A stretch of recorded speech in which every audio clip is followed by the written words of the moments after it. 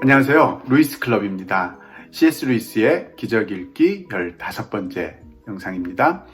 6장 몇 가지 의심에 대한 답변 두 번째 파트 84페이지 중간부터 계속 읽어가면서 또 나누어 보도록 하겠습니다. 일반인들이 난해한 이성적 추론에 의해서만 초자연을 발견할 수 있게 된 작금의 상황은 최근의 사태이며 역사적으로 볼 때 변칙적인 것입니다. 현대 이전까지는 세계 어느 곳에서나 신비가들의 직접적 통찰과 철학자들의 이성적 추론이 권위와 전통에 의해 일반 대중 속으로 침투해 들어갔습니다. 즉 스스로 위대한 사상가가 못 되어도 신화와 의식이라는 구체적인 형식과 삶의 전체적 양식을 통해 그것을 받아들일 수 있었습니다. 지금 C.S. 루이스가 지적하고 싶은 것은 현대의 일반인들이 C.S. 루이스가 지금 하고 있는 것처럼 조금은 난해해 보이는 이런 이성적 추론에 의해서만 초자연의 실제를 발견하고 또 이해해 갈 수 있는 이런 상황이 된 것은 현대만이 갖고 있는 조금은 변칙적인 상황이라고 이야기합니다. 왜냐하면 전통적으로 인류는 역사 안에서 종교적인 엘리트라고 할 수 있겠죠. 그런 신비가들이나 철학자들의 통찰과 그런 논증 같은 것들을 권위와 또 전통이라는 이름으로 받아들여 왔고, 그것을 신화라는 형식이나 또는 종교의식이라는 그런 방법들을 통해서 삶에 녹여왔기 때문에 지금처럼 복잡한 그런 이성적 추론에 기대는 그런 상황은 아니었다고 지적하고 있습니다. 그러나 한 세기를 풍미한 자연주의로 인해 현재 보통 사람들은 전에는 결코 감당할 것을 요구받지 않았던 짐을 강요받고 있습니다. 이제 우리는 스스로 진리를 찾아내든지 아니면 진리와 무관하게 살든지 둘 중 하나일 수밖에 없습니다. C.S. 루이스는 초자연이라는 것을 권위와 전통을 통해서 전달받고 일반 사람들이 삶의 전체적인 양식을 통해서 내면화하던 것들이 지난 한 세기 동안에 자연주의에 의해서 완전히 상황이 바뀌게 되었다고 이야기하는데요. 즉 더 이상 전통과 권위를 의지하지 못하고 스스로 진리를 찾아내든지 아니면 진리와는 무관하게 살든지 둘 중에 하나를 선택해야만 하는 그런 상황으로 일반 사람들이 몰리게 된 것, 그것이 바로 현대가 가진 큰 특징이라고 이야기합니다. 이에 대해 두 가지 설명이 있을 수 있습니다. 어쩌면 인류는 전통과 권위에 대항함으로써 무시무시한 실수를 범한 것인지도 모릅니다. 권위 있는 이들의 부패가 변명거리가 되긴 하지만 치명적 결과가 적지 않을 그런 실수 말입니다. 지금 C.S. 루이스는 초자연이라는 실제에 대한 진리를 개인이 스스로 찾아서 발견하든지 아니면 그것과는 상관없이 살든지 오로지 개인의 선택에 달려있는 이런 현대 시대의 모습이 의미하는 바를 두 가지로 설명할 수 있다고 이야기하는데요. 그 첫 번째가 바로 이 현대 시대의 모습은 바로 온 인류가 권위와 전통을 무시함으로써 얻게 된 치명적인 실수다, 이렇게 볼 수 있다고 이야기합니다. 물론 그런 진리를 전해 주었던 권위 있는 사람들의 그런 부패, 즉 그 사람들의 약함이 우리가 그 권위를 무시할 수 있는, 그 전통을 버릴 수 있는 어떤 변명거리가 됐다는 것은 공감할 수가 있지만, 그렇다고 해서 그 권위와 전통을 무시함으로써 우리가 범하게 된 그 실수 그 자체가 없어지는 것은 아니다. 어쩌면 그 실수의 결과일 수 있다라는 이야기를 하고 있습니다. 그러나 또 다른 한편에서 보자면 어쩌면 지금 상황은 우리 종을 지배하는 어떤 힘이 대담한 실험을 수행하고 있는 것인지도 모릅니다. 어쩌면 이 상황은 인류 전체가 전진하여 전에는 오직 현인들에게만 가능했던 그런 경지에 모두 올라갈 수 있도록 하기 위해 의도된 것은 아닐까요?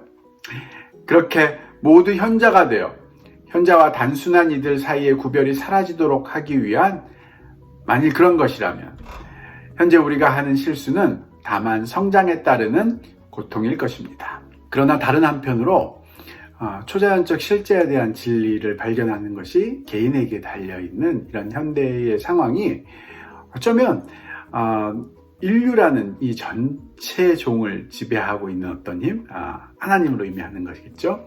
하나님이 어떤 대담한 실험을 하고 계시다 라고 우리가 설명할 수도 있을 것이다 라고 이야기합니다. 즉 하나님께서 지금까지와처럼 몇몇 현자들을 하나님께서 택하시고 그들로 하여금 중요한 실제에 대한 진리들을 보통 사람들에게 전하도록 하시는 그런 역할을 허락하셨다면, 이제는 더 이상 그런 역할을 몇몇 현자에게 맡기지 않으시고 모든 사람들이 스스로 그 현자의 위치에 오를 수 있도록, 즉 더 이상 현자와 보통 사람 사이에 구별이 무의미해지는 그런 상황들을 만드시기 위한 하나님의 어떤 실험과 같은 그런 상황은 아닐까라고 조심스럽게 또 우리에게 제안을 합니다. 만약 그렇다면 지금 우리가 했었던 실수, 즉 전통과 권위를 그것이 치명적일 수 있음에도 불구하고 거부했던 그런 실수들은 성장하기 위한 고통은 아니었을까라고 이야기합니다. 그러나 우리는 당면한 상황에 대해 착각해서는 안 됩니다. 만일 우리가 다시 뒤로 돌아가 전통에 겸손히 순종하는 단순한 사람들이 된다면 이는 좋은 일입니다. 또 우리가 등정을 각오하고 스스로 현인이 될 때까지 분투한다면 이는 더 좋은 일입니다. 그러나 다른 사람들의 지혜에 순종하지도 않고 그렇다고 스스로 모험을 감행하지도 않는 사람은 지금 파멸로 가는 것일 수밖에 없습니다. 지금 C.S. 루이스는 초자연적인 실제에 대한 진리를 개인이 스스로 찾아야만 하는 지금 현대의 상황에 대한 오해가 있어서는 안 된다고 정확하게 짚어주고 있는데요. 즉 우리가 이 상황을 무시하고 그냥 내버려 두어도 좋을 것이다 라는 착각 속에 빠져서는 절대 안 된다. 왜냐하면 그 길이 바로 파멸로 향하는 길이다 라고 이야기합니다. 따라서 우리가 다시 옛날처럼 권위와 전통에 순종하며 그들을 겸손히 쫓아간다면 좋은 일이 될 것이다 라고 이야기합니다. 그리고 두 번째 이야기했던 것처럼, 아니면 우리 스스로 정말 현자와 같이 모험을 단행하면서 우리가 최선을 다해서 그 진리를 스스로 구하려고 하는 것, 그렇다면 그것은 더할 나위 없이 좋은 일일 것이다 라고 이야기합니다. 그렇지만 무시하고 내버려 두는 것, 그것은 바로 파멸을 향한 것이다 라는 것을 절대 잊어서는 안 된다고 지금 강조하고 있습니다. 단순한 대중이 소수의 현자에게 순종하는 사회는 살아남을 수 있습니다. 모두가 현자인 사회라면 훨씬 더 충만한 삶을 누릴 것입니다. 그러나 대중이 여전히 단순하면서도 더 이상 현자들에게 귀 기울이지 않는 사회는 다만 피상성, 저급함, 추함에 이를 뿐이며 결국 사멸할 수밖에 없습니다. 앞으로든 뒤로든 아무튼 우리는 가야 합니다. 그냥 가만 머물러 있는 것은 죽음입니다. 지금 C.S. 루이스의 표현이 신선하면서도 재미있게 여겨지는데요.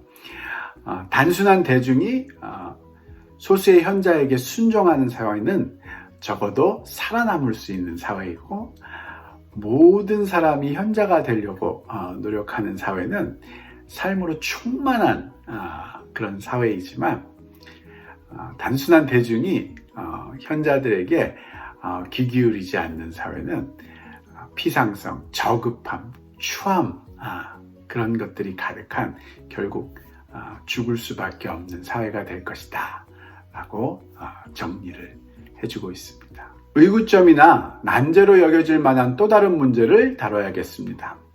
앞에서 저는 모든 이성적 인간 안에는 어떤 초자연적 요소가 있다고 믿을 만한 이유를 제시했습니다. 2장의 정의에 따르면 세상 안에 인간의 이성성이 존재한다는 것 자체가 이미 하나의 기적입니다. 이 점이 파악되면 어떤 독자는 이런 것이 이 사람이 말하는 기적이구나 하면서 이 책을 그냥 던져버릴 수도 있을 것입니다. 그러나 저는 독자 여러분께 부디 조금만 더 인내해 줄 것을 부탁드립니다. 지금까지 C.S. 루이스가 이 기적의 의미에 대해서 접근해 왔던 방식들을 돌이켜서 잘 한번 정리해서 생각을 해보면 이 장에서 자연과 초자연의 개념들을 잘 정리해서 우리에게 전해주고, 그 정의에 우리가 기대어서 이성이라는 것, 그것은 자연이라는 하나의 연동체계 안에 속해서 그거에 따라서 돌아가는 그런 것이 아니라 오히려 자연 전체를 대상으로 삼아서 그것에 대해서 파악해내는 힘, 즉 일종의 초자연적인 요소라는 것을 우리가 분명히 알 수 있기 때문에 인간이라는 자연 내에 속해 있는 존재에게 그 초자연적인 요소인 이성성이 있다는 것, 그 자체가 초자연이 자연 속으로 침공해 들어온 자연을 변화시키고 있는 일종의 기적이다라는 것을 우리가 분명하게 파악할 수 있다는 거죠. 그런데 이것이 오히려 이것을 깨달은 사람들, 즉 독자들이 이 상황을 깨닫고 나면 이 사람이 말하는, 지금 C.S. 루이스가 말하는 기적이라는 것이 이런 사변적인 것이구나 하고 생각하고서 더 이상 책을 읽지 않고 던져버릴 수도 있는 이런 상황이라는 것을 자기가 안다는 거죠. 그렇지만 조금만 더 인내심을 갖고 자기가 하려는 얘기를 들어봐 달라고 지금 호소하고 있습니다. 인간 이성과 도덕성은 적어도 여러분이 여기서 듣고 싶어하는 그런 종류의 기적의 신뢰로서 언급된 것이 아니라 다만 초자연에 대한 증거로서 제시된 것일 뿐입니다. 즉 자연이 침입당한다는 것을 보여주기 위해서가 아니라 침입할 수 있는 존재가 있음을 보여준 것입니다. 그러면서 지금 C.S. 루이스가 분명하게 여기서 짚고 넘어가고 싶은 것은, 지금까지 많은 시간을 들여서 인간의 이성과 도덕성에 대해서 설명하고 논증해 왔던 것은 자연이 초자연에 의해서 침입당하고 변형당하는 그런 우리가 기대하는 그런 놀라운 기적의 사례들을 우리에게 제시해 주고 싶어서 그것들을 예로 쓴 것이 아니라고 이야기합니다.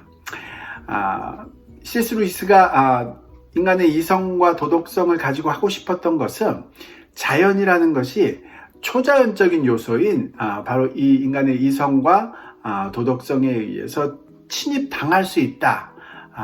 자연을 침입할 수 있는 그런 초자연적인 요소가 무엇인가, 그 예로서, 초자연의 예로서 이성과 도덕성을 든 것이지, 초자연이 이 자연을 변형시키는 그 실제 기적의 사례로서 이성과 도덕성을 중점적으로 다루고 있는 것이 아니다.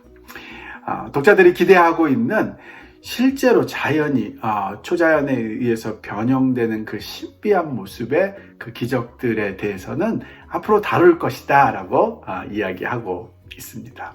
인간 이성에 의한 규칙적이고 친숙한 침입을 기적이라고 불러야 할지 아닐지의 여부는 다만 용어 선택 문제에 불과합니다.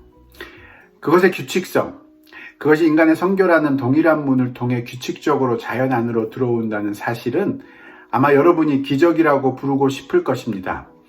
이런 침입을 겪는 것이 가히 자연의 본질이라고 생각할 수도 있습니다. 그러나 그렇다면 나중에 여러분은 기적 일반을 겪는 것을 자연의 본질로 이해하게 될 것입니다. 지금 C.S. 루이스가 이 부분에서 하고 싶은 말을 제 나름대로 정리를 해보자면, 이성적 인간이라는 이 상태, 즉 초자연적인 요소인 이성이 자연적인 요소인 인간의 신체 안에 들어와 있는, 즉 초자연이 자연 안에 침입해 있는 이 상태가 바로 정의상으로는 분명히 기적이라고 이야기할 수 있는 거죠. 그렇지만 그런 이성적 인간이 자연 속에서 생겨나는 것은 인간과 인간 사이의 성적인 만남을 통해서 자녀가 생기는 그런 어찌 보면 매우 규칙적인 그런 상황들을 통해서 일어나고 있기 때문에 이런 규칙성을 보면서도 우리가 기적이라고 불러야 될지 그렇지 않은지에 대해서는 다분히 용어 선택의 문제일 뿐이다라고 우리가 이야기할 수 있다는 거죠. 그런 면에서 이런 식의 정의를 따르는 어떤 기적 일반의 모습을 통해서 우리가 자연의 속성을 바라보자면, 자연은 이런 초자연의 침입을 겪는 것, 그것이 자연의 본질이다라고 우리가 이해할 수 있게 될 것이다 라고 이야기합니다. 그러나 다행스럽게도 우리 논증의 경로는 이런 용어 선택의 문제를 한쪽으로 제쳐놓을 수 있게끔 해줍니다. 이제 우리가 살펴볼 문제는 초자연이 자연에 침입하는 다른 경우, 일반적으로 기적이라고 불리는 것, 그런 경우가 있는지입니다. 즉, 우리가 다룰 질문은 이런 식으로도 표현될 수 있습니다. 초자연은 인간의 신경과 근육에 작용하는 인간 뇌를 방편으로 하는 식 말고 다른 식으로도 시공간 속에 특정한 결과들을 낳을 수 있는가? 그렇죠.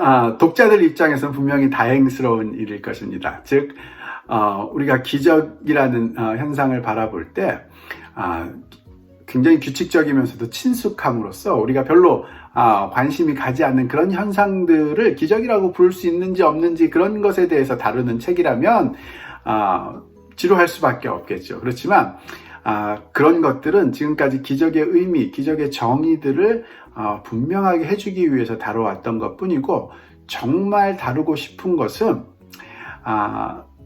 우리가 생각하는 식으로 정말 우리가 자주 보지 못하는 또 우리가 친숙하게 예상하지 못하는 그런 식의 놀라운 형태의 기적 현상들, 즉 어떤 특정한 시공간 속에서 초자연에 의해서 자연이 특별한 그런 결과들을 만들어내는 그런 상황들이 있을 수 있는가 없는가 하는 것에 대해서 다룰 것이다 라고 이야기합니다. 제가 특정한 결과들이라고 말했던 것은 우리 관점에서 자연은 그 전체가 이미 초자연이 낳은 거대한 결과물이기 때문입니다.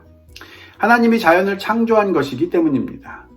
또 하나님은 인간 정신이 있는 곳이면 어디든 자연을 통해 들어오고 있습니다. 자연의 존재가 유지되는 것도 아마 하나님 덕분일 것입니다. 따라서 우리가 다룰 문제는 하나님은 그런 일 외에 다른 일도 자연에게 하시는가입니다. 지금 특정한 결과들이라는 이 표현을 다시 한번 왜 자기가 사용했는지 설명하려고 하고 있는데요.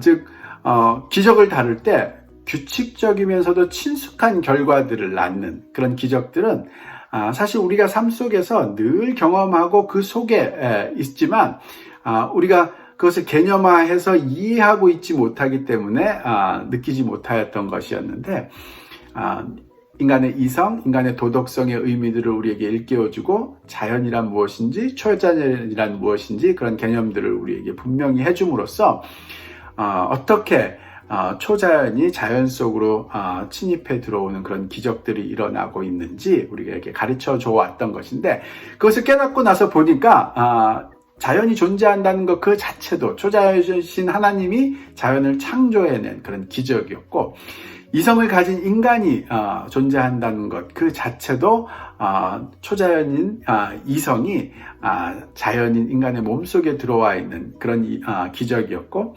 아이들이 태어나는 것 자체도 그런 이성적 인간이 자연 속에 계속 침입해 들어오는 그런 기적이었다는 것을 깨닫게 되는 것. 그것이 지금까지의 과정이었다면 이 책의 중점 주제는 그것에 그치는 것이 아니라 그런 친숙하고 규칙적인 결과들 외에 특정한 결과들, 우리가 관심 있는 정말 놀랍고 정말 신기한 그런 결과들을 낳는 그런 기적들도 있을 수 있는가? 그것이 바로 이 책의 진짜 중심 주제라는 것, 그것을 다시 한번 우리에게 일깨워주고 있는 그런 표현으로 썼다라고 지금 설명을 하고 있습니다. 이런 모든 일 외에도 하나님은 이것은 하나님이 자연을 창조하실 때 자연 전체에게 부여했던 그 일반적 성격으로 인해 생기는 일일 뿐이야 라고 말할 수 없는 그런 사건도 자연 속에 들여오시는 경우가 있는가 하는 질문 말입니다. 사람들이 보통 기적이라고 부르는 사건은 바로 그런 것을 말하며 이제부터 이 책에서는 그런 의미에서만 기적이라는 단어가 사용될 것입니다. 다시 한번 C.S. 루이스가 우리가 예측 가능한 규칙적이고도 친숙한 그런 결과를 낳는 기적이 아니라 특정한 장소에서 특정한 시간에 특정한 결과를 낳는 우리가 정말 관심 있고 우리가 알고 싶은 그런 보통 사람들이 말하는 그런 의미로서의 기적이라는 것이 정말 가능한가 아닌가, 그것이 이 책의 진짜 주제이다.